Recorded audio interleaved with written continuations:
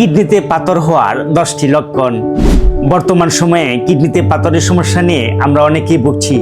অস্বাস্থ্যকর খাদ্যাভ্যাস, পানি কম খাওয়া ও অনিয়মিত জীবনযাপনের কারণেও দিন দিন কিডনিতে পাথর হওয়ার ঝুঁকি বাড়ছে। চলুন জেনে নিই কিডনিতে পাথর হওয়ার কিছু প্রাথমিক লক্ষণ।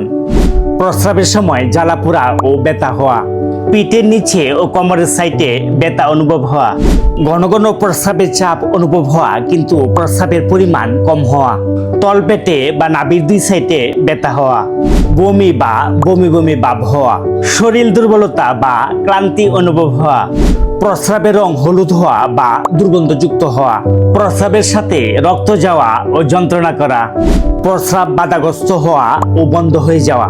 এছাড়াও ভিতরে ভিতরে জ্বর থাকা ও ঠান্ডা কাশি লেগে থাকা, এই ধরনের লক্ষণ আপনার মধ্যে দেখা দিলে কিডনিতে পাথর হওয়ার সম্ভাবনা থাকে। তাই দেরি না করে দ্রুত চিকিৎসকের পরামর্শ নেওয়াই উত্তম। আপনাদের স্বাস্থ্যসেবা আছি আমি ডাক্তার মোহাম্মদ আব্দুল মান্নান। সবাই সুস্বাস্থ্য কামনা করে আজকের এই ভিডিওটি এখানে শেষ করছি। দেখা হবে পরবর্তী ভিডিওতে। সবাই ভালো থাকবেন, সুস্থ থাকবেন। আল্লাহ হাফেজ।